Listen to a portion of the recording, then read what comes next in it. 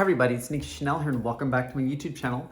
Now today's video is the winner of one of the polls that I recently did on YouTube, and it is all about the transgender social transition. Now, as you can see from the wide variety of topics I have on my channel, I cover a lot of transgender topics, and this is one that's kind of confusing to a lot of people because it kind of just goes hand in hand with the rest of transition as a whole, and it's just something that happens naturally over time for a lot of us, and that is the social transition. Now, it's one thing to change your body, it's another to change how people kind of view you and what they call you. And that is what I'm gonna be talking about here. So I'm gonna be talking about pronouns, I'm gonna be talking about bathrooms, and I'm going to be discussing a lot of the elements that go into the social transition. Now, 4 main topics today. What is the social transition? What are the elements that go into that? And what are some of the factors that people view you as? Number 3 is building support groups and building positive people around you. And then number 4 is going to be all about how it's such a long process and why you don't want to rush this. Now, as always, please like and subscribe, put those comments in the comment section, and let us get into the social transition. Okay, now what is the social transition? Now, the social transition, this is my own definition because I do not use Google for these definitions, is going to be the process by which you start changing up your legal name, your documentation, your bathroom preference to that of female instead of male. Or in the case of trans men, you change it from female to male. Now, in my case, I was born male. I was born legally a man on July 8th, 1995, and I am now transitioning to female, and thus I want to be seen as female because it is more closely associated with kind of how I identify myself. Now, the social transition has a lot of elements which we're going to go into, but the big core difference is that it's really based a lot on appearance. I'm just going to say that right now. If you have a big, bushy, giant beard and you want to be seen as female, that's not gonna fly. I'm sorry, it's just not gonna fly. If you have long hair, lots of makeup, and a feminine body, you're gonna be seen as female pretty fast. Now, there's a lot of nuances between those two things, and there's a lot of differentiations. I think anybody can be beautiful regardless, and I've seen a lot of women that kind of look like men, and I've seen a lot of men that look very much like women, but they identify as men. And it's just one of those things that you have to make that decision yourself, and that's why gender is so fluid right now. But the big key difference is that there's certain, I'm gonna call archetypes and stereotypes that if you follow, you will be seen closely associated with that gender. So for me, it's about having a chest, long hair, and having a very feminine body is in the way of you have that hourglass shape, or you have more of a butt, or you have a little bit more hips, and you have less upper body density, more or less.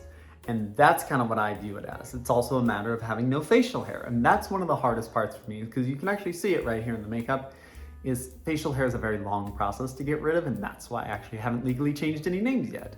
Because in my opinion, women do not grow beards. Now, I'm kind of getting off topic right now. So let's bring it back in. The social transition is just the process by which you are seen socially as female or male, regardless of whether you're a trans man or a trans woman. Okay, now let's talk about 3 main elements that go into the social transition. Name, pronouns, and the bathroom. Now, let's talk about the name. Now, the name is probably one of the starting points for a lot of trans women, and it's really even before HRT for a lot of us. For me, I chose my name based off of my old drag name, Nikki Chanel, that I got from a Nicki Minaj and a Chanel No. 5 display at my first job. I chose that all the way back in 19, and then when I started to ponder, do I want to be a female full-time? Do I want to transition and live as a woman? I chose to go with Nicole because it is a very overtly feminine name, and it's also totally different than my guy name, and there's a lot of ways to spell it. So you can either say Nicole, Nikki, Nick, I even get called that. And then I like to also say it backwards, Icken, which is kind of cute, I think. And for a lot of trans women though, they choose to feminize their masculine name. So obvious ones being Michael to Michelle, John to Joanne, Eric to Erica. Then you also have kind of the unisex transgender names that some people choose because it can kind of go either way. Riley is a really good example of that. Can't think of any other ones right now. There's a lot of them. So if you want to name off unisex names, name it off in the comments. And the name is the first one because it represents you in a lot of ways. And for me, Nikki represents a girl who gets up every day and goes to the gym, who works out, who does her makeup, who kind of has like this little fun Barbie aesthetic. And to me, that's what Nikki represents, and represents the feminine version of myself. And then we also get into pronouns. Now, the pronoun thing I think is way overblown. Mine are she, her, hers, but it's not something that I really care about every single day. It's not something that I'm like gonna go out of my way and be like, no, you need to call me she when you call me sir. Like, think of the GameStop man meme, think about that.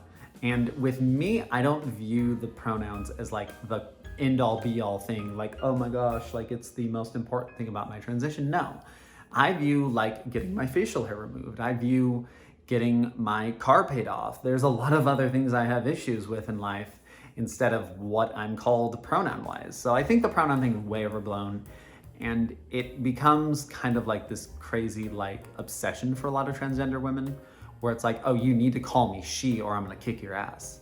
When it's like, no, that's kind of a bad way to go about it. Just let the process happen naturally. And so like, if someone comes up to me and asks, hey, what do you want to be called? Do you want to be called he, him, or she? I'm like, call me she. Okay, done. And they just move on with the day, because even though I have my male parts and I will always be a transgender woman, I more closely identify with females than I do with men. Now, there's also the matter of the bathrooms. Now, in my opinion, the bathroom is not a place to socialize, and it's not a political rallying cry for transgender women. It is a place to do a basic human function, and I'm gonna go in there and get out of there fast. That's just kind of how I viewed public restrooms in general. Now, for me, I try to use gender neutral restrooms. So like the ones where you go in there and lock the door and you're by yourself, to me, that's the best. But if I am in a female restroom, like for example, I went to Chipotle earlier today and used the bathroom looking like this. I went in there, I sat down on the toilet, I did my thing, and I left. And that's what you do. It's not a place to socialize. I don't feel that sometimes trans women will actually go into the bathroom and go to the bathroom like a man, standing up in front of the toilet. No, to me, all the women in there are sitting down, so you sit down. That's my rule on that, and that is way more socially acceptable than just standing there with your pants down to your ankles. Okay, now let's talk about support groups. Now, support groups are one of the best ways to grow as a transgender person, because you can come out to a smaller amount of people instead of like this huge variety of things on the world. Social media is a great support group. I have a lot of transgender women that talk to me for support. Like a lot of you in the comments have said with some wonderful comments. I've got a lot of DMs into my Instagram, my Twitter, my Reddit, even my Facebook of all things. And we talk about being transgender, and I kind of talk to them about what it's all about, what I have done, things like that, and I just kind of give them hope and embrace. So I'm to a lot of people's support group, which I'm very grateful for, believe me. And then I have my support groups and the people that I work with, and online too. I have a wonderful group of people that I do Instagram lives with. I have a wonderful group of people I talk with at work, and it's from work that I've started to like be called Nikki and Nicole probably the most, and she, her, hers a lot more.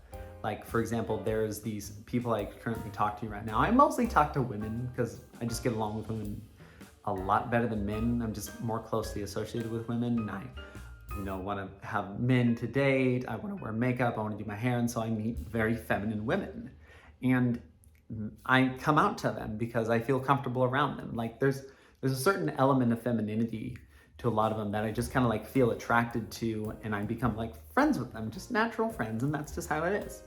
And it's from them they started calling me Nikki and she, and give me support and give me advice. Like, hey, your lipstick's kind of bad. Hey, I would do this on your foundation. Hey, I would try to do your hair a little bit different, and then it would look a little bit more natural. That helps me, and then when I talk to other trans women, I can then impart that knowledge that these women give to me, and so that's my support group. Okay, now the social transition is not something that is changed automatically. It's a very long process. Now, by what I mean by that is that it's just kind of natural in how it works. For a lot of trans women, they just kind of like go out there and change every single thing they can. I've talked to some though that are like, yeah, I just kind of change it when it comes up. Like, you don't know how many things your guy name is on until you start changing them. Like, I changed my Xbox username the other day that had my guy name on it from when I was 10 years old. and I changed it to a female name and a female gamer tag. Then there's also the power bills, car insurance, medical history, like doctor's visits, dentist visits, car licenses, car insurance forms, magazines. Like some people still get magazines and it's in your guy name. Okay, how do I change that to Nicole? Well, some of those things you can't change until you legally change your name. Like a lot of car insurances, they require social security cards to get started. Well, when your social security card says your guy name, you have to use your guy name.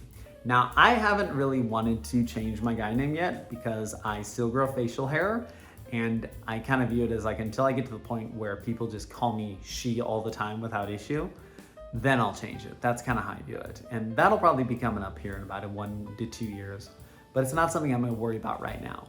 Then there's also getting people socially accepted to see you as female. That's a really hard one for a lot of transgender women because appearance plays a lot of that role. Now for me, I can look very feminine like this, but even out of makeup, like you've seen in a couple of my videos, such as the passing one right there, I look pretty feminine in that one, even without makeup on. And so for a lot of them, it's like, okay, calling you sir and your guy name just kind of seems weird now because you don't really fit your guy name at all, and you don't really fit like what I would consider a sir to be. And so they decide to change that. My parents, on the other hand, like I've talked in a lot of videos, specifically that one right there, they will always call me my guy name, and they will always call me sir. They will always call me he, him, because they're my parents. They gave birth to a son, and so I'm always going to be their son regardless. And to me, it's like, okay, cool, I just kind of accept it. So I would just start changing the names as you kind of see it. Like, for example, I changed the name on my power bill about 4 months ago to Nicole instead of my guy name. And then there was also, I changed my cable company bill. I changed my nail tech place. Like, you just start changing them as you come and go, and eventually you're just gonna start seeing your female name quite a bit. Okay. Now, as you can see, the social transition is a giant part of transition. It is like almost, to me, I would almost classify it on its own level above HRT, because it's one thing to change your body, but it's another to kind of change like how people like perceive you and how you are viewed in the world. Now, the problem is that sometimes in the social transition, a lot of people get lost in the pronouns, they get lost in like the bathroom aspects of it. And in reality, there's a lot more that goes into that. It's the way you talk, the way you look. It's about all of the little nuances that passing brings, but that go into the social transition. It's not about being no, it's ma'am, not sir. It's not about that. It's about having respect. It's about having clarity with other people. It's about earning the respect of others, and thus when you earn their respect, and you build those support groups of people who love you as a transgender female, that's when the social transition really takes off and you begin to be seen as how you want to be. Now, as always, please like and subscribe to this video. Thank you for watching. This video got a little bit kind of random, and I'm probably going to do some breakdown videos about the different topics that we talked about in this video. And I just want to say thank you for supporting Nikki Chanel and my YouTube channel. Have a wonderful day, babes.